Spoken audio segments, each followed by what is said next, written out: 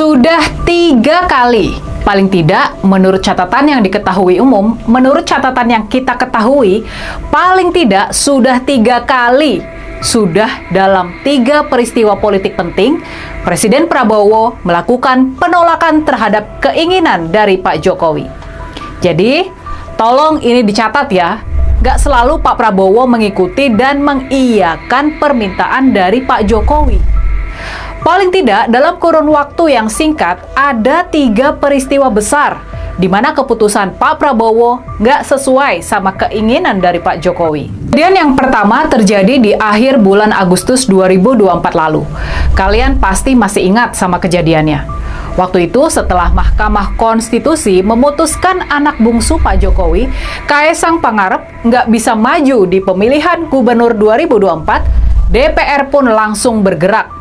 Badan Legislasi DPR bergerak buat menganulir putusan MK tersebut dan membuka kembali pintu supaya Kaesang tetap bisa maju di pemilihan gubernur. Waktu itu kalian pasti masih ingat, wakil dari pemerintahan Pak Jokowi hadir dan ikut setuju dengan hasil keputusan Badan Legislasi DPR buat mengubah Undang-Undang Pilkada dan sekaligus menganulir putusan MK. Sudah pasti, masyarakat sipil dan para mahasiswa bergejolak atas rencana wakil rakyat dan pemerintah buat mengangkangi putusan MK tersebut. Dalam semalam, demo-demo mahasiswa dan masyarakat sipil berhasil digerakkan.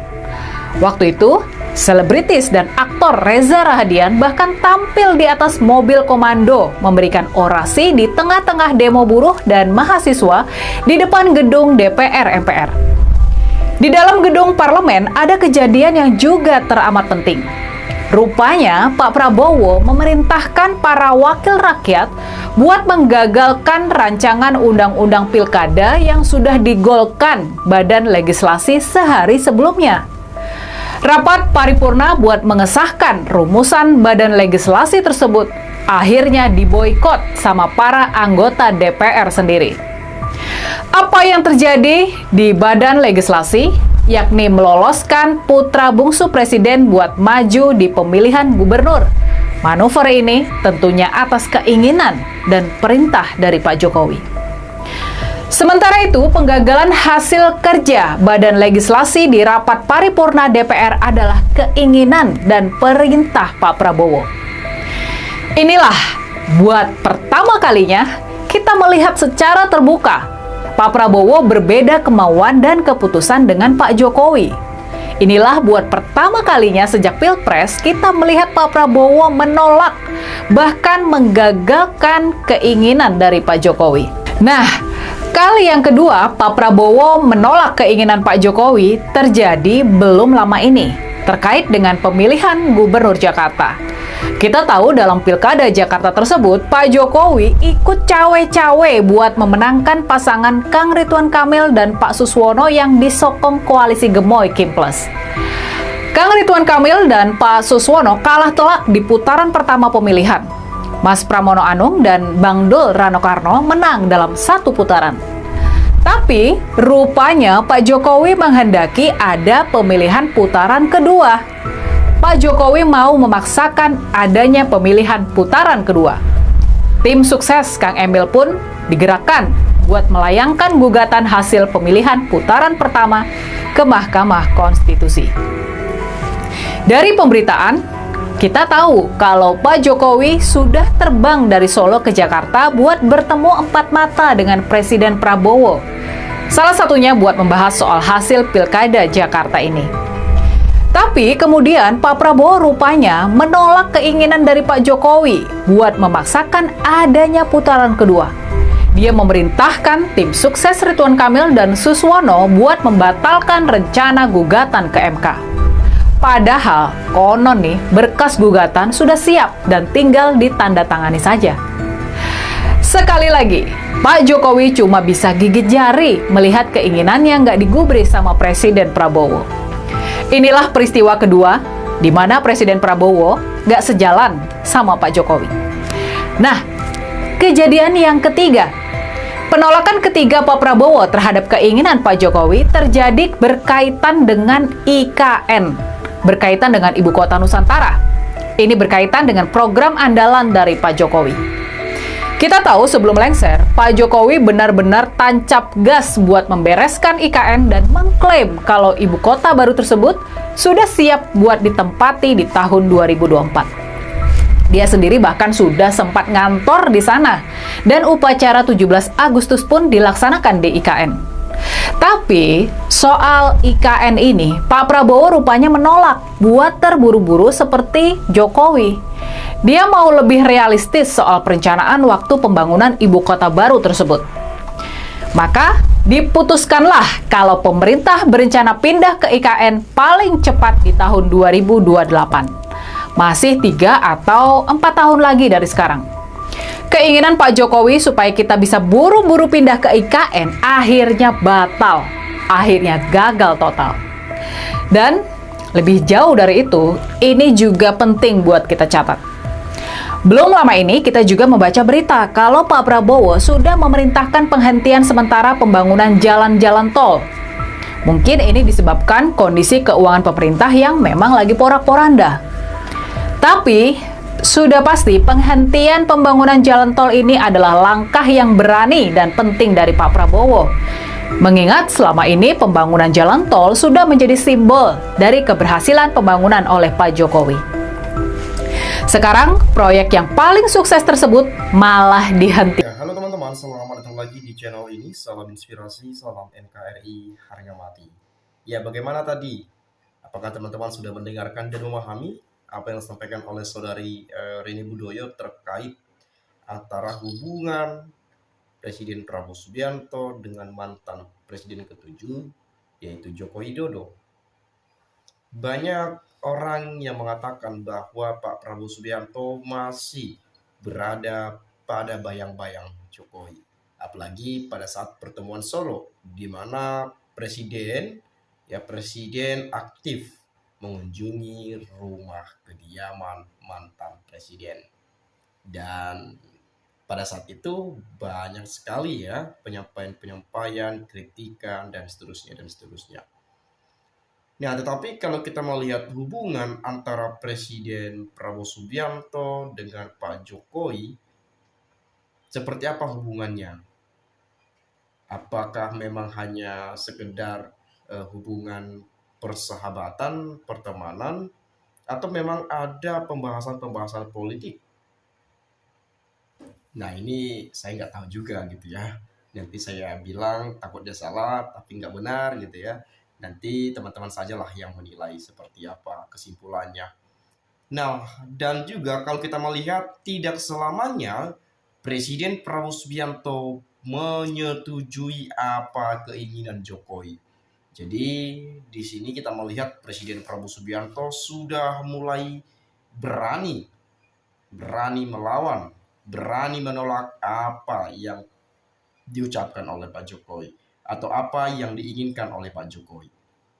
Jelas kita melihat kemarin ada salah satu contoh bukti yang bisa kita lihat bagaimana Kaisang Pangarep gagal mengikuti atau berkontestasi pada Pilkada 2024 kemarin. Karena sempat ya nama Kaisang muncul menjadi calon di Jakarta dan di Jawa Tengah. Dan Pak Jokowi pun sering menyebutkannya. Di Jakarta juga bagus, di Jawa Tengah juga bagus, dan seterusnya. Ya, itu pernah kita mendengarkan penyampaian itu. Tetapi memang sempat kita melihat keributan publik, kemarahan publik terkait situasi pada saat itu.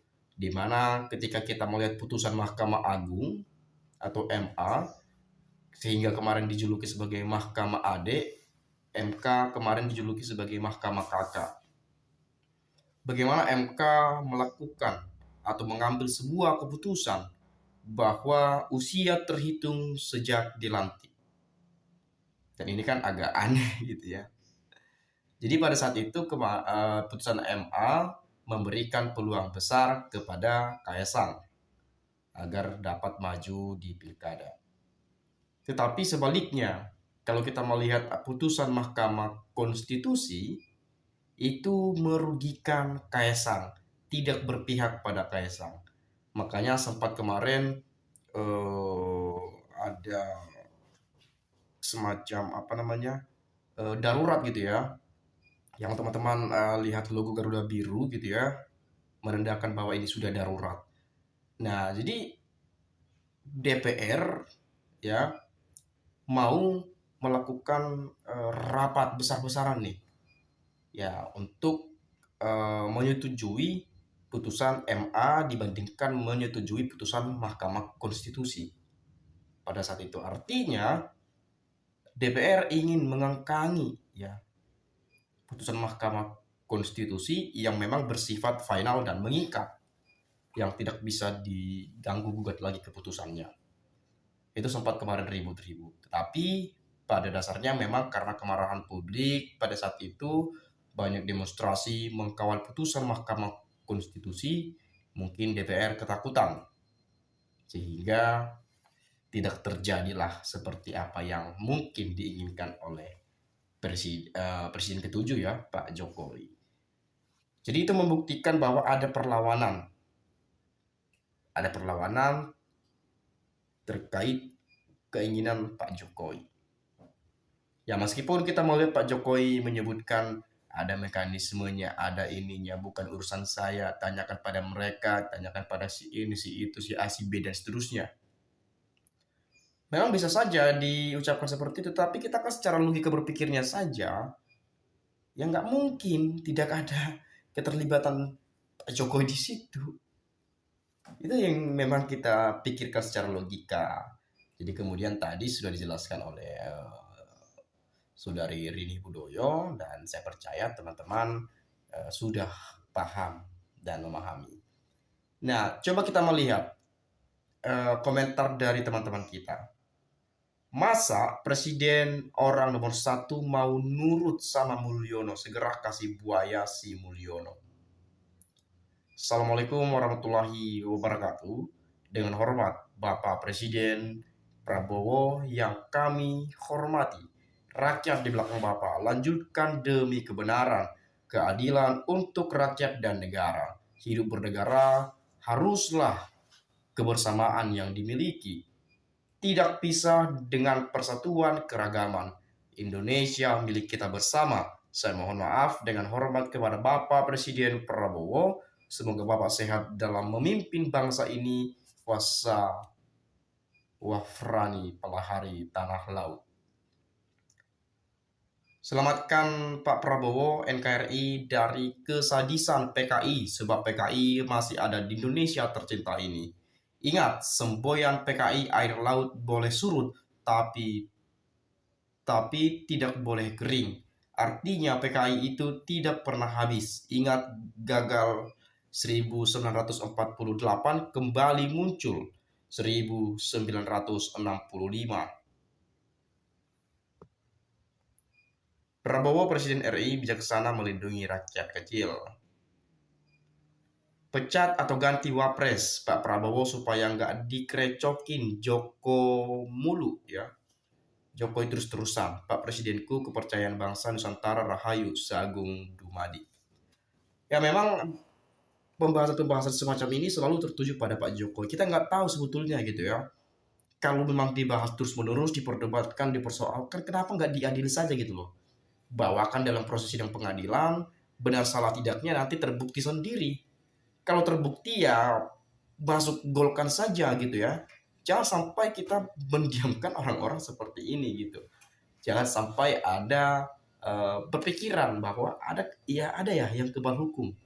Kok keluarga Jokowi sudah ada indikasi mungkin ada aroma-aroma melakukan kejahatan, kok nggak diperiksa-periksa, kok nggak diselidiki, kok nggak diungkit-ungkit gitu ya.